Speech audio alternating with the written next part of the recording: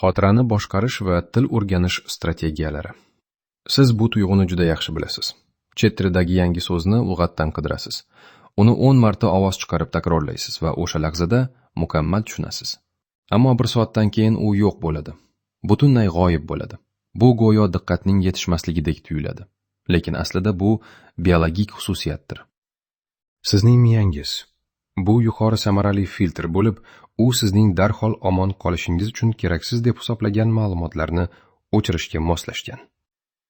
Ushbu muammo birinchi marta 1880-yillarda nemis olimi Hermann Ebbinghaus tomonidan qayd etilgan.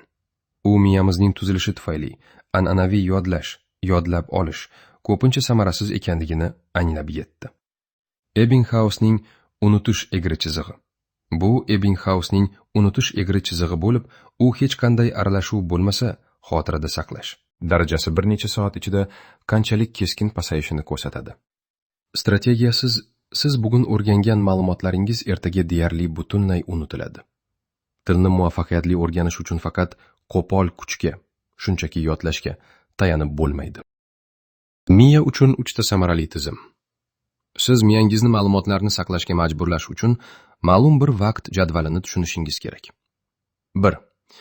Gaplarni qazib olish. Sentence mining. Birinchi qadam. Ma'lumot to'plash usulini o'zgartirish. Alohida so'zlar ro'yxatiga tikilib o'tirish tezda unutishga olib keladi. Muvaffaqiyatli mustaqil o'rganuvchilar gaplarni qazib olish usulidan foydalanadilar. Bitta so'zni yodlash o'rniga siz haqiqiy media, film, podkastdan olingan butun bir gapni saqlab qolasiz. Bu sizga nafaqat ta'rifni, balki hissiy va vaziyatli kontekstni ham beradi.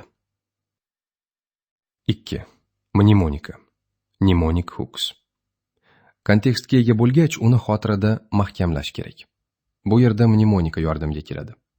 Siz notanish so'zni xayolingizdagi g'ayrioddiy, yorqin yoki hissiy tasvir bilan bog'laysiz. Masalan, fransuzcha non so'zi pain. Siz uni tishingizni sindiradigan va haqiqiy og'riq keltirib chiqaradigan toshdek qattiq non sifatida tasavvur qilishingiz mumkin. Bu usul notanish so'zni tanish tushunchaga bog'lab qo'yadi. 3. Interval takrorlash. Spaced repetition. Hatto eng kuchli ilmoqlar ham vaqt o'tishi bilan eskiradi. Siz unutish egri chizig'ini ma'lumot miyadan o'chib ketayotgan paytda to'xtatib qolishingiz kerak. Ingliz tilini samarali o'rganishda so'zning faqat tarjimasini emas, sinonimi, antonimi, talaffuzi va misollar bilan birga o'rganish muhim. Wordy Uzbot esa bularning barchasini bir joyda taqdim etadi. Writing tasklar esa avtomatik tekshirilib, IELTS va CEFR formatida baholanadi. Interval takrorlash dasturlari ma'lumotni aynan unutirishdan oldin qayta ko'rib chiqishingizni so'raydi. Vaqt o'tishi bilan takrorlash oraliqlari kengayadi. Bir kundan bir oygacha. Va unutish egri chizig'i barqaror chiziqqa aylanadi. Xulosa. Ushbu 3 ta tizimni birlashtirganingizda siz uzoq muddatli saqlash ish oqimini yaratasiz. Gaplarni qazib olish kontekstni beradi. Mnemonika ilmoqni yaratadi. Interval takrorlash vaqtni boshqaradi. Til o'rganishda o'sish noyob genetik qobiliyat emas, balki xotira mexanizmlarini qanchalik to'g'ri boshqarishingiz bilan bog'liq. O'rganishni strategik tashkil etish orqali siz xaotik jarayonni ishonchli o'sish tizimiga aylantirasiz.